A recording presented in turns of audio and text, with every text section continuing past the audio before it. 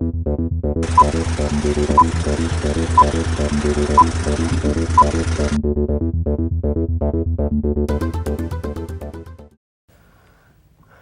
and welcome back to another episode of Reeltv. On our show, we report and discuss the latest movie news as well as bring you the scoop from behind the scenes in Hollywood. I'm your host, Connor Smith. And I'm also your host, Ryan Mills, and today we will be discussing Scandal, this season 3, including the finale. Yeah, season 3 just wrapped up. Thursday.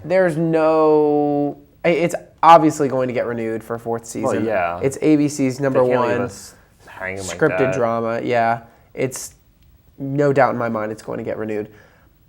It ended.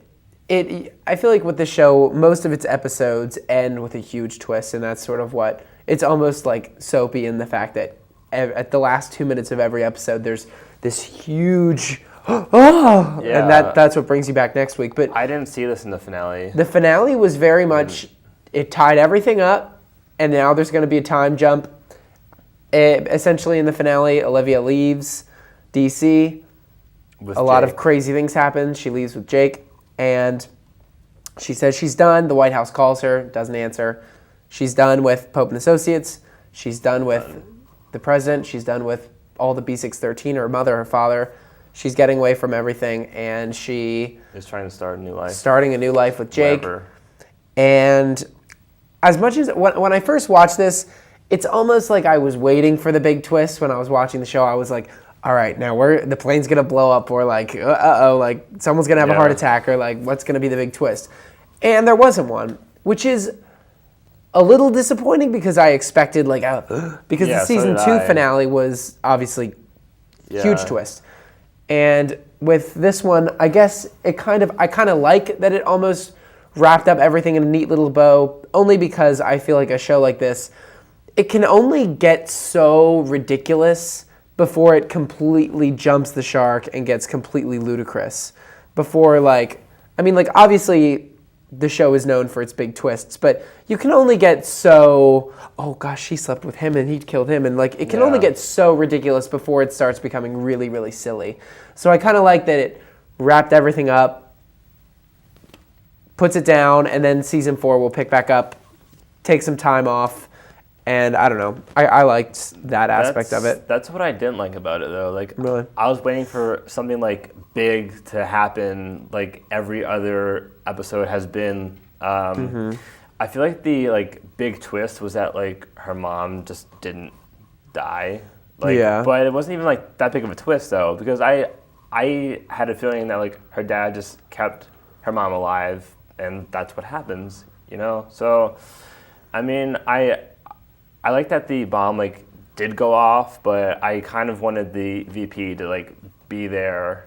So there was a death in the finale, though. Well, yeah, a minor death. Yeah, very minor. Which really puts things. It does change it, but not kind of drastically though, because if that didn't happen, then he wouldn't have won.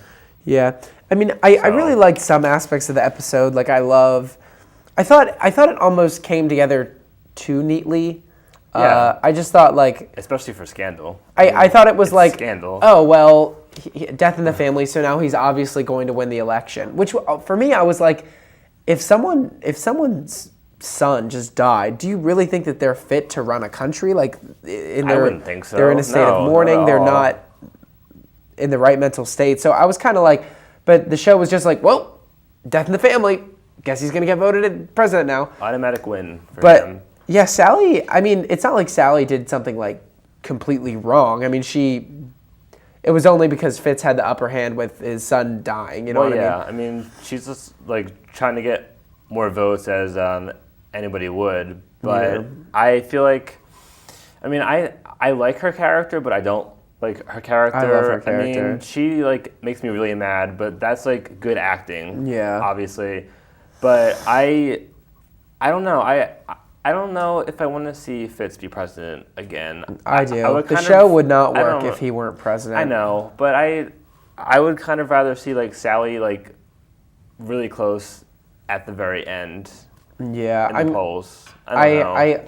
I really want Quinn and Huck to Die. Oh, they annoy Really me badly. so much. I hate them both. I don't like what Yeah, they have going Harrison on was right killed, there. which was like, yeah, that why? surprised me. It was like, it wasn't, I didn't think that was very effective. It wasn't like necessary, I don't think, either, so... Yeah. I don't know. I just thought the finale was a little all over the place, but at the same time, Yeah, it definitely was. It wrapped up a lot of things. It wrapped up Millie being raped.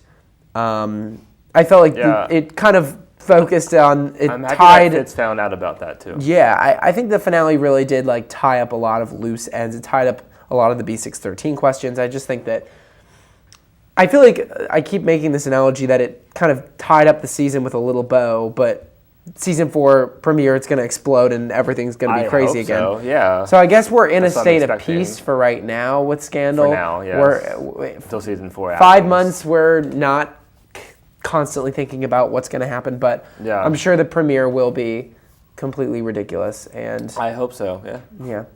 Alrighty. We'll see. Well, we're going to take a quick break, but stay tuned, and when we come back, we'll fill you in on all the latest theatrical releases and movie news. Carly Whitten, played by Cameron Diaz, tries to get her ruined life back on track. But when she accidentally meets the wife he's been cheating with, she realizes they have much in common, and her sworn enemy becomes her greatest friend. When yet another affair is discovered, all 3 women team up to plot mutual revenge on their cheating, lying, 3-timing SOB. Though he's still mulling what his next directing gig will be, Steven Spielberg has added another project to his development slate. Religious drama The Kidnapping of Edgardo Mortara, written by Lincoln and Munich scribe Tony Kushner. Spielberg plans to produce and may direct the drama, which would be a co-production between DreamWorks and the Weinstein Company. The script is based on David Kurtzler's nonfiction book about the true life of an Italian Jew who became the center of an international controversy in 1858, when he was removed from his parents at age 7 by authorities of the Papal States and raised as a Catholic. He went on to become a priest in the Augustinian order. Kushner is in the early stages of writing Edgardo Mortara, which sources have made clear won't be the next project Spielberg directs. He is currently deciding between Robopocalypse, for which a rewrite has now been completed after the project was put on hold, and the historical drama Montezuma, which Steve Zillian is currently writing and is thus likely not far enough along to be next up for Spielberg. Sounds very interesting. Quite interesting. Leonardo DiCaprio and Alejandro González Iñárritu, director Babel and Amores Perros, will work together for the first time on an adaptation of the Michael Punk novel The Revenant, a novel of revenge. Leonardo DiCaprio will play a 19th century fur trapper who was mauled by a grizzly bear, left for dead, and then robbed. When he survives against all odds, he sets out on a treacherous journey to exact revenge on his betrayers. Very cool premise. Filming is expected to start this September, and The Revenant is expected to be released in the award season of late 2015. Iñárritu's next released film before The Revenant will be Birdman, featuring Michael Keaton as an aging actor living in the twilight years, following playing a very famous superhero. While Marvel's Agents of S.H.I.E.L.D. hasn't exactly blown doors down in the ratings department for ABC, it hasn't stopped the studio from developing more projects for the small screen. Their next TV project, Agent Carter, has excited ABC's executives so much that they're foregoing the pilot altogether and maybe letting it go straight to the series. Agent Carter, of course, stars Haley Atwell as Peggy Carter. The project started out as a one-shot originally featured on the Iron Man 3 Blu-ray and has since taken on a life of its own. For some time, there had been a great deal of talk regarding a possible Agent Carter series, but a green light on the show's pilot never came and the project's fate seemed to be up in the air. Now it seems ABC has big plans for Agent Carter, after all hoping it can fail in time where the second season of Agents of the S.H.I.E.L.D. goes on a hiatus. A lot is under wraps for Warner Brothers' upcoming Batman-Superman movie, but it looks like Hans Zimmer will return to score the upcoming sequel.